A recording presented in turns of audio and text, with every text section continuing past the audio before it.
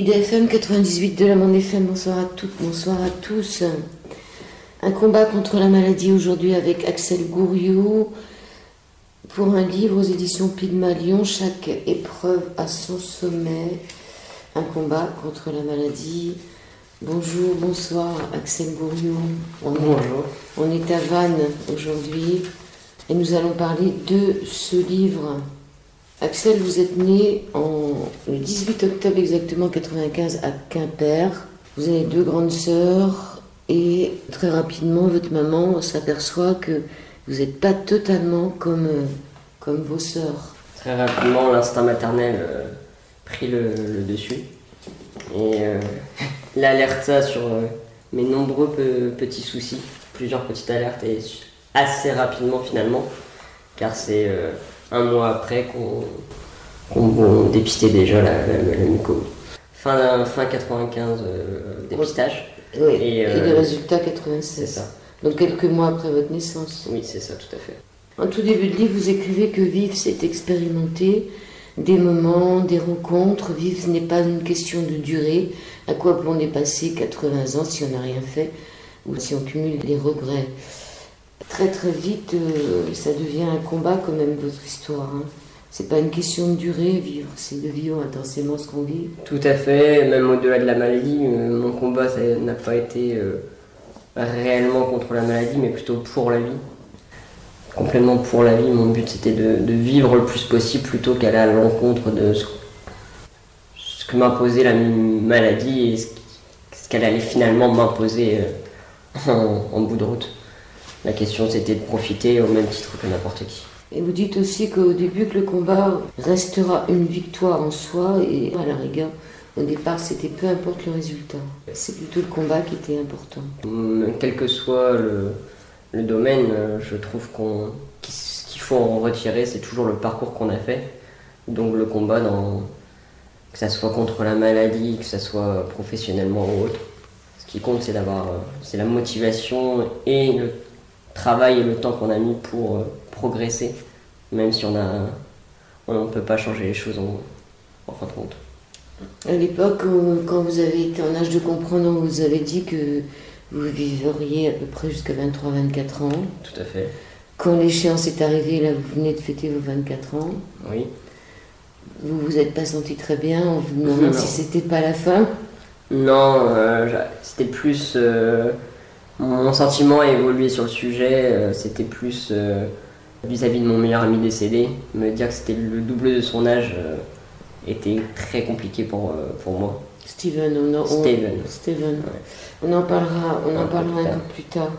Et après, oui, aujourd'hui, l'étape a été très dure. Aujourd'hui, j'en rigole un peu avec certains amis parce que, au final, maintenant, je m'estime égal aux autres, avec du coup plus de notion d'échéance et une vie qui doit avancer sans savoir.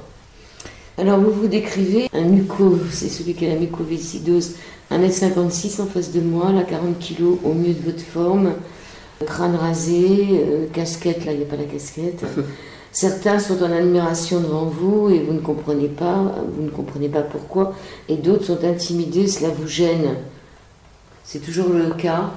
Oui, là je le ressens d'ailleurs un peu plus maintenant. C'est un peu plus déroutant, je le ressens un peu plus lors de dédicaces ou d'échanges en conférence ou autre. C'est plus marquant car c'est des gens qui ne me connaissent pas du coup. Oui, parce que sinon, si moi je savais pas, c'est pas marqué sur votre visage. Tout à fait. Ça se voit pas, vous passez inaperçu quand même, si on ne sait pas. Oui, c'est vrai. C'est un handicap et une maladie qui ne se voit pas physiquement, mis à part quand on va vraiment mal. C'est un fait. Maintenant, ce qui est plutôt paradoxal, c'est qu'entre nous, on a tendance aussi à se reconnaître. Donc c'est qu'il y avait peut-être fait finalement quelque chose. Quoi? C'est instinctif. Ils sont tous comme ça, tous menus Pas tous. Non. Pas tous. On n'est pas tous égaux. Voilà, il y a plusieurs mucos différentes qui impactent différemment chacun de nous. Donc forcément, on n'a pas les mêmes atteintes. Moi, c'est vraiment plus digestif que respiratoire. Ce qui entraîne du coup cette taille et ce poids. Donc il y a plusieurs mucoviscidoses. Oui. On appelle ça, du coup c'est les mutations. La plus connue c'est la delta F508 C'est vraiment la plus connue. Il faut savoir que c'est une association de gènes qui fait qu'on a la muco. Donc on peut avoir une mutation différente sur les deux branches. Donc du coup, comme on peut aussi avoir les mêmes mutations des deux côtés. Moi, mes deux mutations sont différentes et ne sont pas dans les plus communes. Certains disent que votre rire est une abomination. On va voir si vous riez. Pour l'instant, je ne trouve pas. Vous avez eu 2 sœurs. Vous avez toujours 2 sœurs. Il y en a une qui ressentait vos souffrances, Eva, comme si c'était votre mère. Et on reviendra sur elle un peu plus tard. D'accord. Elle s'est quand même pas mal occupée de vous, Eva. Elle était Oui. très proche. Elle est toujours... Il y a toujours eu un lien presque maternel entre nous. Alors c'était un test de la sueur. On repère ça dans la sueur. Oui, on a un taux de sodium plus élevé que la moyenne. Forcément, c'est ce test-là qui alerte et qui fait connaître, enfin savoir si oui ou non. Maintenant, c'est pas un test sûr à 100%, il existe des exceptions. Donc à la suite de ce résultat positif avec la sueur, on fait quand même un test génétique. Ok, ça s'adresse qu'aux enfants. On n'a pas la mucoviscidose en vieillissant. C'est une maladie. Tu l'as depuis ta naissance. Voilà, c'est quelque Tout à chose. fait. Maintenant, faut savoir que le dépistage automatique est assez jeune. Donc il existe des cas de muco qui ont été dépistés à 20, 30, voire 40 ans. Les gens ne le savaient pas. Et les gens s'inquiétaient pas, il y a des mucopathes très agressifs. Donc du coup, ils se voyaient comme quelqu'un de plus faible que la moyenne et qui enchaînait juste rhume, bronchite, etc. Sans trop s'en soucier jusqu'au jour où ça a été une réelle aggravation dans la maladie et qui a amené à un dépistage. Aujourd'hui, maintenant, le dépistage est à la naissance depuis plusieurs années. Dans un premier lieu, c'était en Bretagne, maintenant c'est national. Donc maintenant, Parce qu'il y en a plus en Bretagne qu'ailleurs. Il y avait une plus forte concentration en Bretagne qu'en France. Oui. On ne sait pas à quoi c'est dû.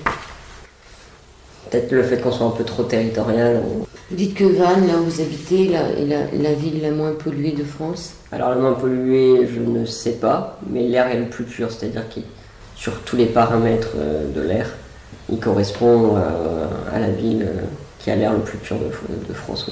Oui. On va parler de votre mère. Elle a toujours été là pour vous. Votre maladie est devenue sa raison de vivre, au point d'oublier d'être là pour vous. Quoi. Quand elle parlait, elle disait « nous » au lieu de « je ». Où est-ce que vous en êtes avec elle aujourd'hui? Vous dites que vous vous sentez mieux depuis que vous la voyez plus. Tout à fait. C'est une réalité et une souffrance en même temps, parce qu'à ne plus côtoyer un parent. Maintenant, je retiens rien de ce qu'elle a pu faire et de l'importance qu'elle a pu avoir. C'est d'ailleurs aussi pour cela que j'ai coupé les ponts. J'ai coupé les ponts pour rien avoir, aucun rapport avec la maladie. Des rapports vraiment de personne en personne, c'est pas l'éducation, c'est pas la maladie. C'est vraiment des opinions de personne à personne et c'est vraiment privé. Et oui, je vis mieux depuis. C'est une réalité. Maintenant, c'est pas non plus une fierté en soi d'en être arrivé là. Vous l'appelez de temps en temps quand même? Non. Même pas? Rien. Aucun lien. Maintenant, on se voit en repas de famille parce que, quelle que soit la personne ou le domaine, j'estime ne pas avoir à me refuser de partager un bon moment avec les gens que j'aime, même si c'est compliqué avec une personne qui est dans les lieux. En l'occurrence, là, ça peut être ma mère. C'est pas pour autant que je vais rater des anniversaires, des fêtes de famille ou autre. De toute façon, c'est rare que les couples survivent à la maladie ou au décès d'un enfant. C'est toujours très difficile pour les familles d'accepter ça. Et alors votre père, lui, pourtant avec votre mère, vous avez créé l'association Axel R, qui a été active pendant 3 ans, qui a fermé au bout de 5 ans. Elle vous a quand même aidé à l'époque à créer cette association. Tout à fait. On en parle un peu quand même de cette association. Oui, bien sûr, il n'y a aucun souci. Allez-y. C'est une vraie fierté. Le but de cette association, c'était sur la famille des enfants malades, se porter sur la famille, pas sur le malade. Moi, c'était une souffrance, notamment avec ma leucémie, de ne pas côtoyer mes sœurs. Mais au-delà de ça, il n'y avait que des associations qui faisaient des choses pour moi et pour moi. Donc on venait me voir, j'avais des visites. Quand mes parents n'étaient pas disponibles, c'était des gens d'associations qui venaient me voir. J'avais des cadeaux, j'avais des sorties, j'avais une présence et de l'affection même des fois que par correspondance. Mais pour mes sœurs, il n'y avait rien. Elles étaient juste seules. Pour mes parents, il n'y avait rien. Et pour le foyer, sans moi, il n'y avait rien. Donc durant mes années de leucémie, il y avait juste moi en fait. J'étais devenu le noyau sur quoi transitaient tous les sujets. Et on s'occupait plus de mon foyer, même ma famille. C'est simple, hein, c'était boulot, obligation et venir me voir. Donc ma mère partageait plus avec mon père partageait plus avec ma mère. Il partageait plus avec mes sœurs. Il n'y avait plus ce lien et ça c'était une vraie souffrance. Qu'on ne les aide pas à le faire parce que ça devient compliqué. Donc l'association était portée vraiment sur la famille. Une des grandes fiertés, c'est d'avoir ramené plusieurs familles au complet avec un bus au Futuroscope. Donc on a réussi à faire un week-end complet, totalement financé pour plusieurs familles. Donc ça c'est des vraies fiertés. Maintenant oui, ça n'existe plus. Il faut savoir que mon père a été très actif aussi pour l'association. Avec son association, alors j'ai peur de tromper sur l'énoncé, mais je crois que c'est Fudochin ou Fucochin. Association de karaté à Plescope, où leur but c'est l'insertion des personnes et adapter le karaté à tout âge et à tout physique. C'est-à-dire que même en mobilité réduite, on estime qu'on peut faire du karaté. On va parler de votre père. C'était votre idéal, votre père, vous cherchiez sa reconnaissance, de la fierté dans ses yeux. Il n'y a même pas eu de réaction à l'annonce de la publication de ce livre-là, Mon combat contre la maladie. Il en est où maintenant? Alors à la publication du livre, il a eu une réaction, c'est à la signature du contrat qu'il a pas eu de réaction. Ah, il a été obligé de venir signer avec vous? Non, ça n'a pas ramené, il n'y avait que moi. C'est quand je l'ai appelé après la signature, c'est là où il n'y a pas eu de réaction, et même durant la phase d'écriture, il n'y avait pas d'interrogation ni de volonté de partage. Il l'a lu? Il l'a lu, c'est d'ailleurs pour ça que je dis qu'il y a eu une réaction à la sortie. À la sortie, il était présent, il avait une envie de le lire, et même s'il y avait une appréhension de ce qui pouvait en être. Il faut savoir que voilà, les 2 dernières années, nos rapports se sont vraiment fortement améliorés avec mon père. On est devenus assez proches, en tout cas plus proches qu'on ne l'a jamais été. On commence à il était assez dur, hein. C'est-à-dire, il voulait pas voir que vous étiez malade. Non, mais il voulait pas voir que vous étiez malade. Lui, il reconnaissait pas votre maladie. Ouais, il voulait pas me voir comme un enfant malade, mais il faut comprendre que c'est dû à de la culpabilité. C'est pas... En fait, il était dur, mais en fait, envers lui-même. On va parler du grand-père. Bien sûr. Alors, le grand-père qui change vos couches pour vérifier que vous êtes bien un garçon, qui vous surnomme Petit Con. C'est celui qui a eu la réaction la plus importante à l'annonce de la maladie. Parce que pour lui, c'est inconcevable que vous partiez avant lui. Et on le retrouvera un peu plus tard dans l'histoire de grand-père. Il a beaucoup compté pour vous. On avait un lien vraiment fusionnel. Très très fusionnel. Même souvent, je le dis un peu trop, peut-être. Mon grand-père était très dur. C'est un vrai breton bourru de la vieille école. Voilà, il faut manger sans les coudes sur la table, etc. Enfin, avec des vraies convictions, au point de douter quelquefois s'il nous appréciait. Moi, il s'en cachait pas.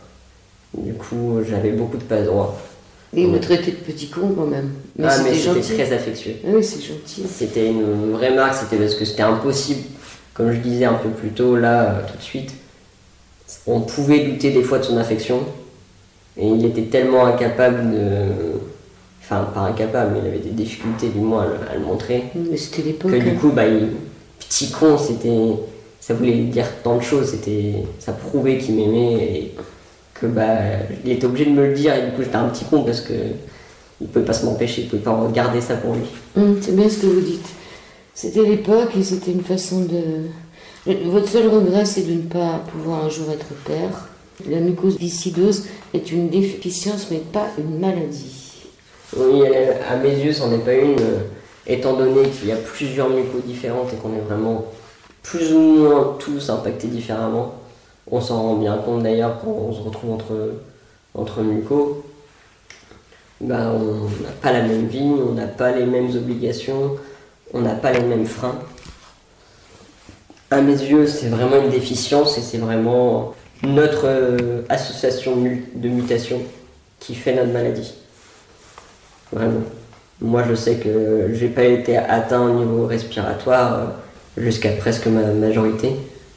J'étais atteint vraiment que digestif. Et alors qu'il y en a, ils ont même pas 10 ans qui sont déjà en attente de greffe, quoi. Donc c'est une vraie réalité à mes yeux. C'est au même titre que pendant ma leucémie, voilà, j'ai côtoyé plein de cancers différents. Je l'ai toujours vu comme ça aussi parce que j'ai une perspective différente aussi du sujet. Alors vous dites que c'est pas une contrainte cette maladie, qu'elle est imprévisible et vicieuse, et c'est paradoxalement ce que vous aimez en elle. Ouais, je suis comme ça. Je pense sincèrement que mon tempérament rend compte énormément dans ma vie. Et j'ai toujours fait ma vie comme je l'entendais. Et ensuite, j'ai adapté à ma maladie. Plutôt que faire ma vie par rapport à ma maladie. Et en fait, la muco, elle est tellement vicieuse que même des fois, je veux tellement vivre que je l'oublie. Et en fait, elle attaque en un ou deux jours, je peux être à terre, quoi. Et je l'ai prouvé dernièrement, ce mois-ci, même le mois dernier, il y a 2 mois de ça, il y avait un ami, la veille, j'étais enfant, je me baladais avec lui, et le lendemain, il devait me porter, quoi. J'étais incapable de juste faire canapé lit, quoi. Et sans avoir fait des excès, sans avoir fait aucun excès. Sans que l'alimentation ait changé. Du tout. Aucun changement de vie, aucune baisse de quoi que ce soit, aucun traitement oubli. C'est une réalité. Ça vous oblige à vivre au présent. On visualise un peu le lendemain, mais on s'attarde surtout sur le présent. Deuxième partie de cet Au-delà du miroir sur l'antenne d'IDFM avec Axel Gouriou. Mon combat contre la maladie. En 2002, vous aviez 7 ans, Axel, non content d'avoir une mucoviscidose, on vous découvre une leucémie. Vous avez la médaille d'argent, vous êtes le 2e cas en Europe à cumuler les deux maladies qui en plus ne sont pas compatibles. Oui, les traitements ne sont pas compatibles, tout à fait. Ça a été beaucoup de questionnements et interrogations et inquiétudes aussi. Ça a été, on a fait des tests. En fait, voilà, clairement, nous, on nous a appris que j'étais le 2e cas, un peu comme un aveu de on sait pas comment faire, quoi. Ils étaient venus dans la chambre en mode, bah voilà, on est en train de voir comment on peut faire, quel traitement adapté à votre fils, parce que on essaie de savoir pour le premier cas comment ça s'est passé.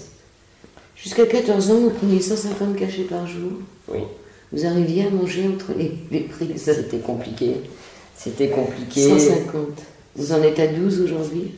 12 pour le plus gros. Pour le principal. Après, je fais une moyenne de 25 par jour. Donc, ça va. J'en ai 12 juste pour un. Pour la maladie? Pour un type de cachet. J'ai un type de cachet que j'en ai 12 et en tout j'en ai 25 par jour. D'accord. Maintenant, oui, c'est sûr que ça peut paraître compliqué de se nourrir. Il faut se dire que l'estomac il doit être costaud. Hein. Le truc qui peut paraître absurde, mais en même temps on n'a pas le choix, c'est que j'avais des cachets pour supporter un cachet et des cachets pour supporter le cachet qui m'aidait à supporter le cachet. Et le 3e pour supporter celui qui avait aidé à supporter le... C'est des enchaînements qui paraissent absurdes quand on nous dit. Vous avez accueilli cette leucémie comme un challenge, un défi à relever. Mais votre sœur Eva, elle a fait un coma éthylique quand elle a appris la nouvelle. Ça, c'est quand même fou. Oui. D'être aussi proche de vous pour finalement faire un coma éthylique. En fait, elle, on l'a appelée, du coup mes parents étaient partis avec moi à Rennes. Et ils n'avaient pas trop de nouvelles, on avait dit, voilà, tu restes chez ta grand-mère, machin. Et en fait, on l'appelle, pas pour lui dire ce que j'avais, parce qu'on voulait pas lui annoncer ce que j'avais au téléphone, mais pour lui dire on vient de chercher machin. Et elle comprend que si on venait la chercher, c'était pour parler de ce qu'il en était pour moi. Et en fait, elle me pensait même mort. Et elle pouvait pas se voir sans son frère. Donc ce coma était non pas pour l'annonce de la leucémie, mais par la peur de m'avoir déjà perdu. Voilà. Elle va bien au niveau de la santé maintenant? Ça va, oui. Alors on vous propose une greffe de moelle. Et on vous fait. On m'en fait une. Et là, au réveil, il y a le grand-père, celui qui vous appelait petit con, qui est là. C'est-à-dire, vous l'entendez, vous le voyez. Enfin, il est décédé, votre grand-père. C'était pas au réveil, mais... Il était décédé? Oui, tout à fait. Et vous le... En fait, la greffe était faite et tout ça. Mais j'étais quand même en train de m'éteindre. J'étais dans une sorte de sommeil entre deux, quoi. Et c'est sa voix, petit con, que j'entendais résonner. Et d'un coup, je me suis réveillé et personne n'a compris. Suite à ça, une rémission qui a quand même été assez rapide. Le miraculé. Un peu un miracle. C'est un peu, ouais. J'aime pas cette appellation, mais... Pourquoi? Je sais pas, pourquoi pas. Alors, à 8 ans, vous connaissez déjà tous les médicaments et savez dire non à des traitements. Oui. Comment vous faisiez? Vous saviez lire à 8 ans? Oui, puis on m'aidait à lire. Je savais pas bien lire, j'apprenais à lire. Donc vous lisiez toutes les posologies, tout ça? Maintenant, on m'apprenait, on me lisait. Tout ce que je comprenais pas, je demandais de lire. Il y avait une prof dans le service aussi. Il faut savoir que pendant ma leucémie, c'est là où j'ai vraiment appris à lire. D'ailleurs, il y a un documentaire qui a été fait durant mon hospitalisation, où d'ailleurs on peut me voir en train d'essayer d'apprendre à lire. On voit d'ailleurs que c'est compliqué. Maintenant, j'étais déjà dans le milieu, je connaissais déjà la plupart de mes traitements pour un muco, avant ma leucémie. Donc du coup, c'était un monde qui ne m'était pas inconnu, j'avais la notion de tout ce qui était posologie et tout ça. Et mes parents avaient, disons, comment dire, cette obligation vis-à-vis de moi, parce que je leur imposais, de tout me dire, quoi. De tout m'expliquer si je comprenais pas un traitement, de lire ça, machin. Et il m'expliquait tout ce qu'il avait écrit. Et... C'est dans tous les hôpitaux, on doit dire aux enfants ce qu'ils prennent? Ah non, là c'était parce que c'était justement votre volonté? Ma volonté. Moi je l'imposais. D'ailleurs ça a causé beaucoup de problèmes parce que notamment, déjà à cet âge-là, surtout à cet âge-là, j'étais contre tout ce qui était calmant. Donc j'avais des millogrammes, des ponctions lombaires. Je refusais le masque au gaz hilarant, ou alors même... avoir un cachet avant qu'on me le fasse et tout ça, je voulais sentir les douleurs. Il faut savoir que on n'a pas droit de laisser dans la souffrance un enfant. Ça serait bien qu'on laisse pas non plus dans la souffrance un adulte. Donc... Oui, autant, mais après un adulte, en fait un adulte on peut lui laisser le choix. Un enfant, on est dans l'obligation morale au niveau de la charte. Mais comment savoir s'il souffre? C'est beaucoup plus... Oui, bien sûr, c'est toujours la même question. Bon, après, là, nous, ça se voyait qu'on souffrait. Mais du coup, ça créait beaucoup de problèmes parce que du coup, il fallait une autorisation parentale. Parce que c'est presque pas une décharge à chaque fois, mais c'est de leur responsabilité. Le médecin, on ne pouvait me faire aucun examen douloureux. Sans votre volonté? Sans l'accord des parents. En fait, j'avais pas envie de me faire entendre directement, moi, en tant qu'enfant. Donc à 8 ans, vous avez commencé à prendre les rênes? C'est ça, mais j'avais pas droit. Donc du coup tout devait passer, du coup en fait tout était souvent plus long ou très conflictuel. Parce que ça rentrait pas dans la norme en fait. À ce qui semblait être votre dernier Noël à l'hôpital, on vous demande quel est votre plus grand souhait et vous dites revoir votre sœur Orlane et revoir Orlane. Parce que ça faisait un moment que vous ne l'aviez pas vue. Ah, je l'avais pas vue depuis des mois et des mois, mis à part par mes jumelles. Elle se mettait en bas du bâtiment et... Parce que vous étiez en chambre stérile? Pas nécessairement, j'ai été aussi en chambre normale. En fait, aucune personne de moins de 16 ans a le droit de rentrer dans le service. Dû au bagage infectieux qui est trop important avant les 16 ans. On n'a pas fini tous les défenses immunitaires et tout ça. Donc même dans le service, sans parler de chambre stérile, moins de 16 ans, tu rentres pas. Oui, je la voyais par des jumelles.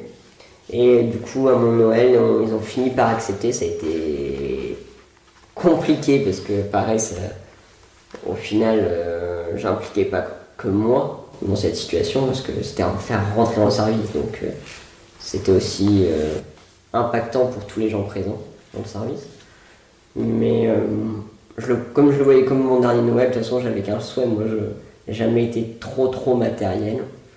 Donc, du coup, c'était vraiment ce lien avec ma soeur, la voir une dernière fois, voir ses yeux. Et d'ailleurs, je voyais que ses yeux. Elle était tellement couverte de la tête aux pieds qu'il n'y avait que ses yeux de visible.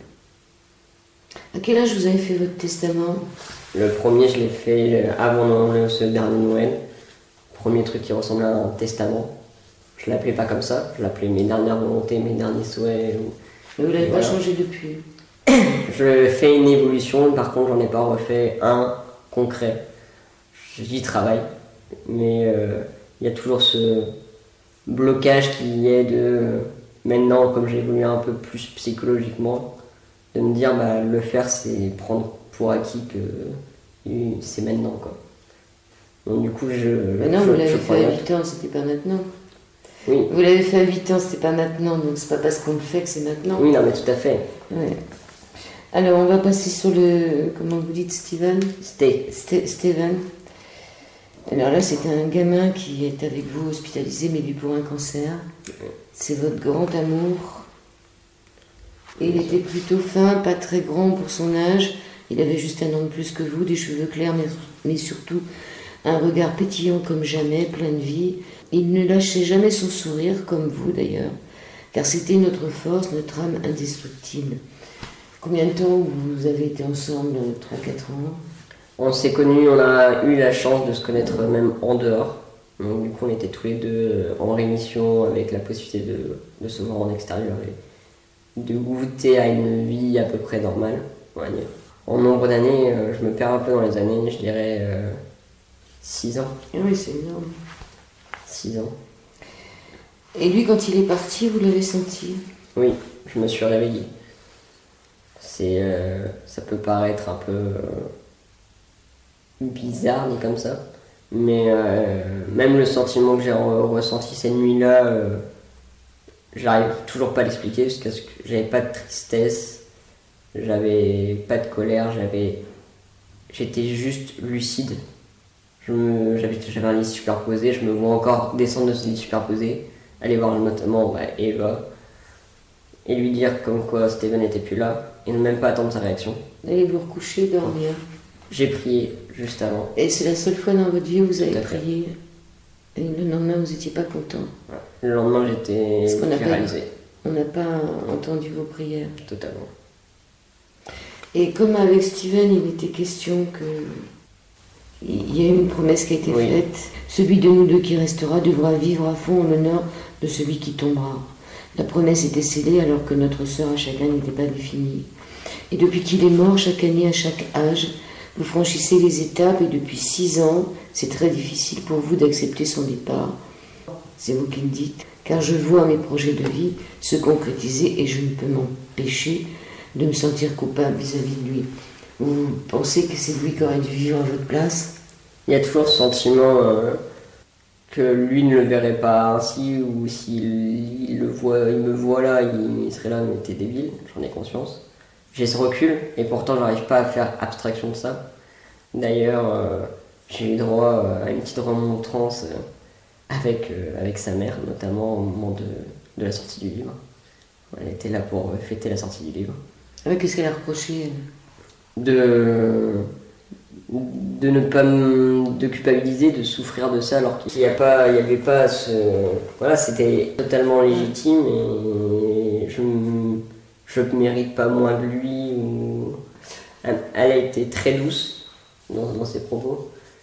Et aujourd'hui, du coup, elle m'a permis aussi, là en 2 mois déjà, de retravailler psychologiquement sur le sujet. Oui, parce que finalement, il a quand même eu le droit à son dernier voyage, vous avez quand même réussi à l'emmener où Oui, à Chamonix, c'est à Chamonix, avec l'association À Chacun son Everest.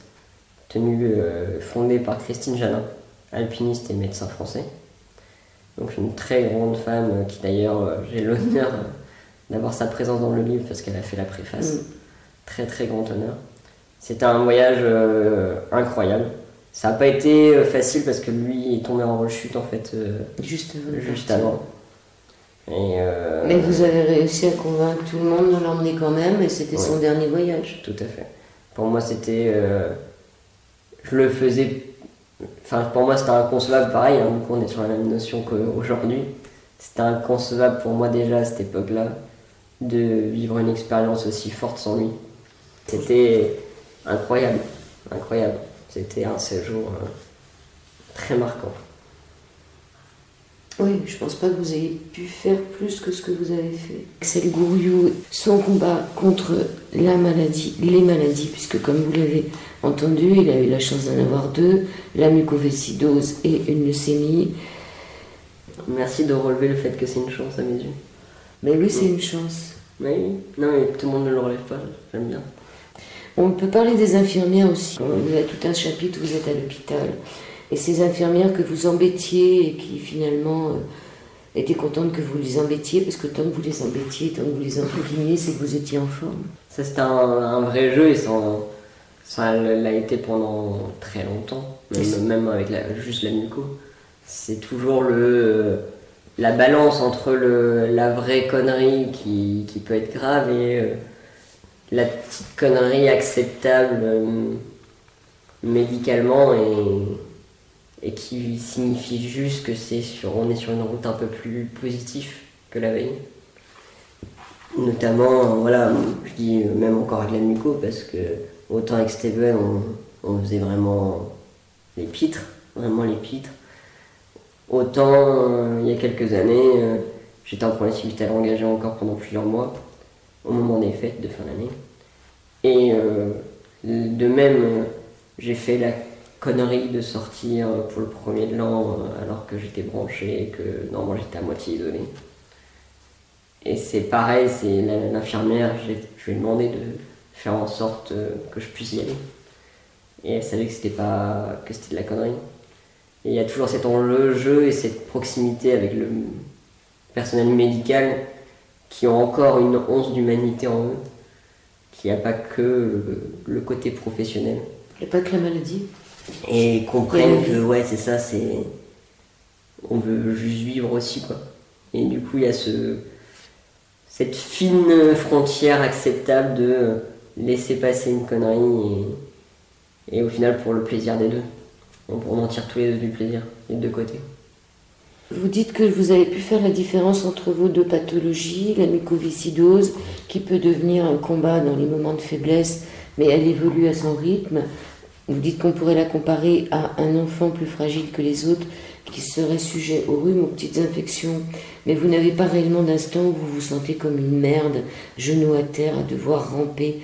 Cet état arrive un peu plus tard. La leucémie, elle, vous met directement à terre. Il y a des fois où je suis tombée littéralement à cause de la douleur ou des effets secondaires de la chimiothérapie. Je vous ai cité à la page 68. Oui. Donc, les 2 maladies sont différentes.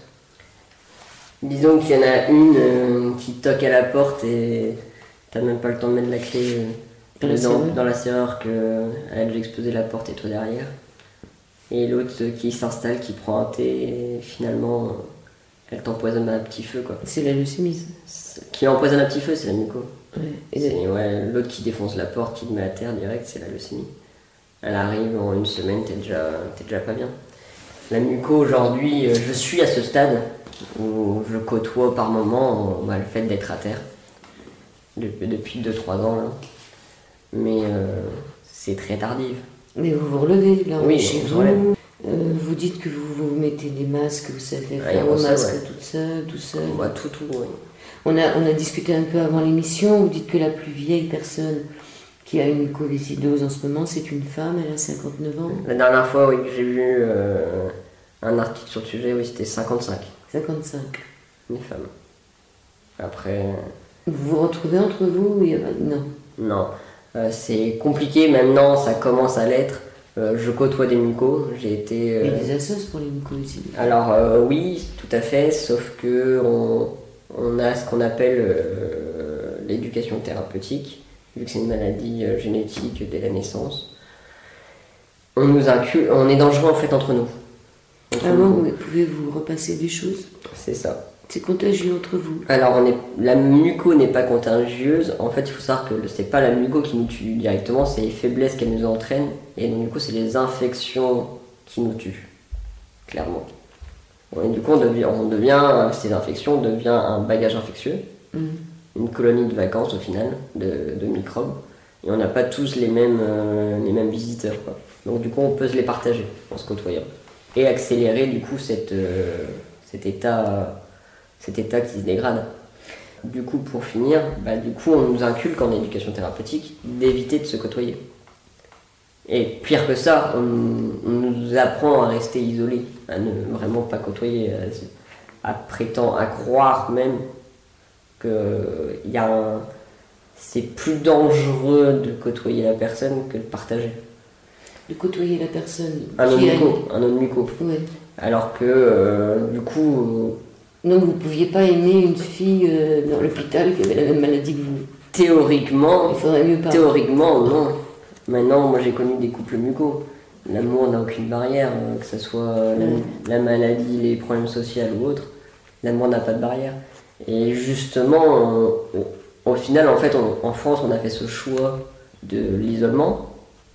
Parce que c'est toujours plus facile d'apprendre à quelqu'un d'être isolé du risque, plutôt qu'apprendre à appréhender le risque et à se sécuriser, à se protéger. Voilà, moi j'ai une amie muco, ma petite Dips, j'étais à son enterrement de vie de jeune fille cette année. On a été en huis clos dans un appartement pendant 4 jours. Et vous avez fait la fête? Et on a fait la fête ensemble, on a profité, mais par contre, oui, on ne buvait pas dans le même verre. Donc c'est des trucs où voilà, on évite... Normalement on est censé éviter de se toucher et tout, mais avec ma Dips on se fait la bise. J'ai un ami muco qui habite à Vannes, à côté de Vannes, on se retrouve plusieurs fois pour faire des déjeuners ou aller boire un coup. Pareil, on se fait la bise. C'est des choix personnels. Alors ce qui est étonnant dans votre film, c'est un peu un film de vie quand même, parce que c'est très très bien écrit et c'est un vrai film. Ce qui est étonnant dans ce livre, c'est aussi tous ces amis que vous avez. Vous avez une quantité d'amis, mais je peux vous dire que ceux qui sont pas malades, ils en ont beaucoup moins. Ça c'est entre nous. Et il y a aussi toutes ces femmes qui sont dans votre vie. Donc parce qu'on parlait de... vous avez votre premier coup de foudre à 5-6 ans avec une certaine Émilie. Peut-être vous pouvez nous parler de tête à tête. Tête-tête. Alors tête-tête, elle fait pas partie de mes amours, mais des femmes vraiment... Oui, coup de foudre. Oui. Ouais, un coup de foudre, mais d'humain en fait. D'humanité, c'était une infirmière. Une infirmière à l'hôpital de Rennes, rencontrée à l'hôpital de Rennes. Il faut savoir que pourquoi tête-tête, pourquoi ce surnom, c'est parce que nous dans la famille on a toujours dit que aux gens qui avaient physiquement un aura et tu les vois, tu as envie de sourire, juste d'être heureux, c'est des têtes chez nous. Et pour les mucos? Non, au sein de ma famille, ma famille à moi. D'accord. Et en fait, elle est devenue l'incarnation au point où j'ai jamais rappelé quelqu'un tête. Pour moi, c'est la personne qui m'a permis, je pense, dans le cadre médical que j'avais pendant ma leucémie, le plus de tenir, quoi. Même si elle ne devait pas me voir de la journée, ne pas me faire un soin ou autre, elle savait que j'allais pas bien, elle passait dans la chambre et ma journée était gagnée, quoi. C'était une journée bénéfique, quoi. Une femme incroyable qui était quelquefois un peu borderline sur ce qu'on lui obligeait à être dans le service. Voilà, elle se permettait quelques dérives et qui étaient au final très bénéfiques parce que voilà, elle nous faisait rire, sourire et être heureux. Donc au final, on libérait plus d'endorphines presque que certains traitements qu'ils nous auraient donnés pour calmer la douleur. C'était votre famille finalement, l'hôpital? C'est chez moi. Voilà, il y a tout le passage quand vous sortez de l'hôpital où finalement c'est assez dramatique parce qu'on vous remet chez vous. Vous êtes quand même en milieu stérile, donc tout le monde est obligé de se déguiser pour venir vous voir. Et puis il y a aussi le chapitre quand vous commencez à aller au collège et vous parlez de la malveillance des parents, des parents, des élèves envers la mucoviscidose alors qu'ils ne savent pas ce que c'est. Vous vous sentez un peu rejeté.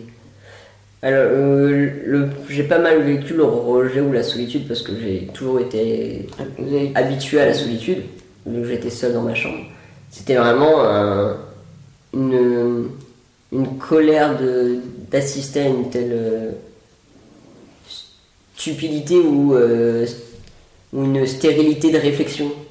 Il faut savoir que voilà, avant que j'arrive dans l'école, il y avait quand même eu un mot qui avait été passé dans toutes les familles pour savoir vraiment si ça dérangeait personne qu'il y ait un enfant qui n'aurait pas de cheveux, parce qu'à l'époque j'avais pas de chimio, à cause de la chimio et tout, j'avais pas de cheveux ni de poils, j'avais un masque qui prévenait aussi du coup de... Ça c'était pour la leucémie. Oui, c'est quand je suis arrivé à l'école, c'était dû à la leucémie. Les gens, la malveillance, c'était dû à la leucémie. Ah, c'était pas dû à la muco là. Non, et de toute façon ils ne savaient même pas. Mais la leucémie ça s'attrape pas. Mais la muco. En fait, le discours serait le même quelle que soit la maladie. Là, le truc, c'est qu'ils n'ont pas lu la feuille et ils n'ont même pas réfléchi parce que une personne ayant un risque, provoquant un risque pour l'assemblée, c'est lui qu'on isole et qu'on refuse qu'il sorte. Légalement, en France, quelqu'un qui représente un risque pour l'être humain, il est isolé. C'est la loi. Oui, donc s'il est dehors, c'est qu'il n'y a pas de problème. Donc déjà, il y avait ce problème de réflexion et qui était poussé au vice où ils interdisaient leurs enfants, donc mes camarades, à me côtoyer. Donc c'était vraiment plus à assister à cette pression sociale en fait dans laquelle j'arrivais en fait parce que je la connaissais pas. J'ai été pendant 2 ans isolé. Et il fallait que je m'adapte dans un univers qui n'était pas du tout mien. Je me suis senti par moments même presque expatrié en fait. J'apprenais c'était pas du tout la même langue pour moi quand les gens parlaient entre eux. Chez nous, dans les couloirs blancs, on parlait concrètement, on cachait rien. On se devait de dire les choses cash parce que... Et là du coup il y avait le faux semblant à travailler, il y avait... Forcément, j'avais un peu plus de maturité aussi que certains élèves, donc du coup, il y avait cette difficulté aussi de vouloir discuter de quelque chose de concret et que eux parlaient de banalité.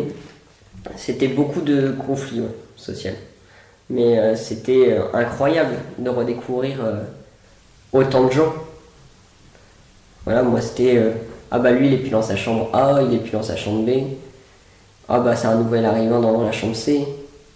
Et là, je côtoyais 30 personnes d'un coup, c'était incroyable. Dernière partie de cet Au-delà du miroir avec Axel Gouriou, écrivain. Alors, vous avez quand même vécu votre rêve puisque vous êtes parti au Japon. Tout à fait. Avec une assoce, non? Non, du tout. Tout seul? Le pouvoir des amis. C'est tous mes amis qui ont participé. Et vous êtes parti tout seul? Avec ma mère. Avec votre mère. À la base, c'était un projet que j'avais, qui était à la base une promesse de mon père, faite pendant ma leucémie. Et du coup, je devais faire à la base ce voyage avec mon père. S'il était plus vraiment disposé à le faire, moi je me voyais bien partir seul et ma mère ne me voyait pas partir vivre cette expérience seule. Donc du coup, elle m'a accompagné. Ouais. Alors vous avez vu une ville qui s'appelle Nara, oui. Une ville de cœur où les animaux peuvent traverser la rue sans qu'ils soient écrasés. Totalement, c'était un choc incroyable émotionnellement. Faut savoir que le Japon c'était mon rêve, mais je lisais pas de manga, je regardais pas d'anime. J'étais vraiment passionné depuis mon enfance pour le Japon, juste pour la culture et l'architecture. Et du coup, en grandissant, c'était plus ce côté respectueux et de partage qui m'intéressait. Et là, je me prenais une claque incroyable, quoi.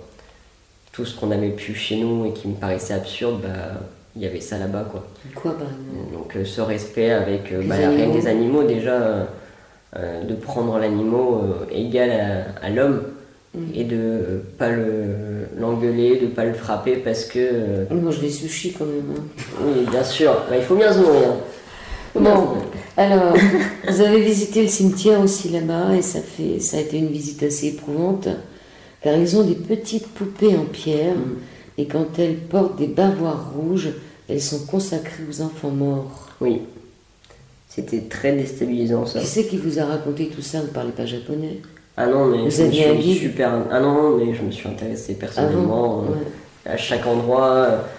Moi, j'ai l'habitude depuis gamin, dès qu'une chose m'interroge, même quand je me balade dans la rue, que ce soit architecture ou un lien, un rapport avec des gens ou un mot que je connais pas, que j'entends dans une phrase à côté, d'aller chercher directement pour savoir là, quelle est la culture derrière, d'où vient.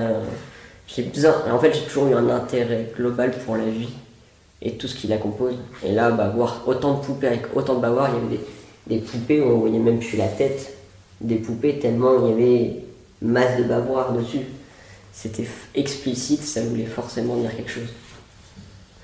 Et forcément, d'apprendre que c'était en lien avec les enfants, ça impacte.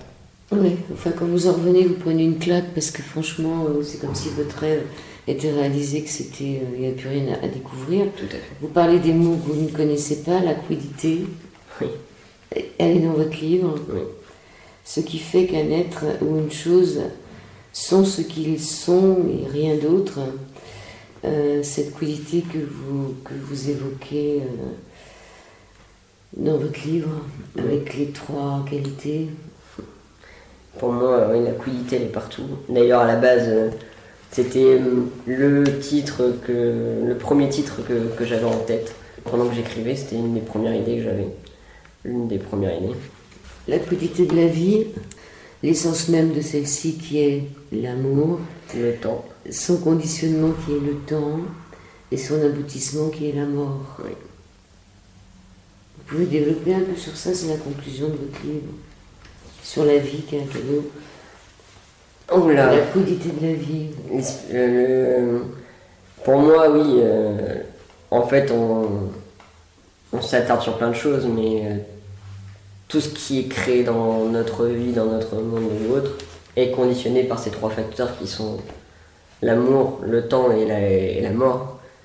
Et pour moi, la vie ne se résume qu'à ça et pas il n'y a pas un des 3 qui est indissociable quand on parle de la vie, quel que soit le sujet.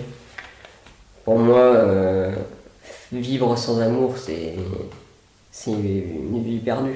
Je suis un fou d'amour, je suis vraiment amoureux de la vie, mais presque je pense même être amoureux de l'amour en lui-même. Mais ça sent dans votre livre. Amoureux de la vie, ça c'est clair. C'est pour moi... Mais vous n'avez pas peur de la mort. Hein. Mais alors vous ne craignez pas la mort, mais vous dites qu'il n'y a aucune honte à mourir. Du tout. Mais bon, c'est quoi? C'est vrai que la mort c'est honteux? Non. Quand j'ai lu cette phrase, il y a de la honte dans la mort. Ah oui, aujourd'hui on en fait. Non mais pour nous tous, c'est bien pour ça qu'on ne veut pas la regarder en face. Oui. Moi quand j'ai lu il n'y a pas de honte à mourir, ça voudrait dire que quelque part il y en a une, si vous mettez cette phrase. Ah oui, c'est parce que c'est un truc qui m'a toujours dérangé, même enfant, de rendre ça honteux. Je pense que j'aurais pas eu un conditionnement... c'est utopique ce que je vais dire, mais si j'avais vécu de ma naissance à aujourd'hui seul, qu'en côtoyant des gens, voilà, en transitant de gens en gens, de vie en vie, j'aurais presque trouvé ça... moi je vois un côté honorable à la mort en fait, presque. Et en fait il y a ce côté de, il faut pas en parler, c'est mal vécu, oui, même moi je vis mal le décès de personnes, mais c'est pas pour autant qu'il faut en faire quelque chose qu'il ne faut pas en parler, qui est vraiment obscur, qui est mal. Pour moi c'est l'aboutissement même de quelque chose, et c'est grâce à cette finalité qu'on peut aimer ce qu'on fait. Il n'y a rien d'honteux à mourir, typiquement, voilà, par exemple, on parlait des poupées avec des enfants morts. Ça fait de la peine de savoir que des enfants meurent. Ils ont à peine un pas dans la vie et ils sont plus là. mais c'est pas pour autant que ça doit être honteux. Pourquoi en faire quelque chose de si compliqué à parler, et pourquoi même des fois les gens qui ont un enfant mort en viennent à avoir des difficultés à parler de cet enfant. Après c'est totalement culturel, pour moi c'est culturel je pense, parce que dans certains endroits il est moins compliqué de parler des morts. Moi, je pense qu'il y a deux morts. Il y a la mort des autres et il y a sa propre mort. Oui, bien sûr. Et moi, je pense que c'est plus la honte de mourir soi-même. C'est plus la honte de mourir, comme si il y avait une certaine honte à mourir. C'est pour ça qu'on la cache. On dit que les oiseaux se cachent pour mourir. Oui. J'ai vraiment senti dans ce passage quelque chose qui... Mais je suis content que ça soit relevé, parce que moi je sais que c'est en ayant un souci des gamins, moi j'étais un peu l'enfant, clairement j'étais un petit con, parce que j'étais pendant ma leucémie. Non, mais c'est parce que votre grand-père vous avait dit ça. Non, mais là je fais exprès. Ah, je l'ai entendu le rire. Je lui disais, mais clairement sans aucune pression, sans aucune inquiétude, sans me sentir sale de le dire ou que c'était pas normal. Je disais, j'aimerais que vous fassiez ça à maman, que vous fassiez ça de votre côté pour que vous en sortiez. Oui, parce que en fait, il y avait un conflit de pourquoi t'en parles. Parce que c'est surtout que moi, j'écoute là et je me rends compte que c'est pas un enfant qui doit savoir qu'il va mourir. Et que vous avez pris conscience de la mort très tôt par rapport aux autres et de votre propre mort. C'est cette relation à la mort qui est vachement présente depuis le début. Ah oui. Et ça, en général, les enfants l'ont pas. Ils sont protégés, ils le découvrent. Bien sûr. Et j'en ai conscience, même en parlant avec d'autres malades. Un discours qui dénote aussi, parce que moi j'ai toujours vu la mort comme chaleureux. Vous l'avez vu comme chaleureux? J'ai jamais vu froide, moi, la mort. Vous avez jamais touché quelqu'un qui était froid? Bien sûr. Mais si, mais c'est... moi, déjà, je l'ai jamais craint, mais je serais triste que demain on puisse devenir immortel ou immortel. Immortel. Mon livre et mon discours est qu'un outil pour élargir le discours au-delà même de la maladie. C'est que je crois vraiment qu'on a un conditionnement d'esprit qui est trompeur, qui n'est pas totalement, pas toujours. Après, c'est mon point de vue, hein. Je ne dis pas que j'ai la vraie parole. Mais je crois sincèrement que voir la mort comme quelque chose de honteux, c'est un vrai souci. J'ai un problème, j'ai vraiment un vrai problème avec ça. Et j'en ai conscience. Alors, votre problème, c'est cette culpabilité d'avoir occupé l'attention de tout le monde. Vous le dites à la fin du livre. Mais vous avez le sentiment aussi que les gens s'aiment plus, s'aiment pas assez, que ce soit entre eux ou eux-mêmes. C'est à la fin de votre livre. Et vous demandez, vous êtes reconnaissant quand même. Vous dites merci et vous faites un remerciement à la communauté de l'anneau. C'est quoi cette communauté de l'anneau?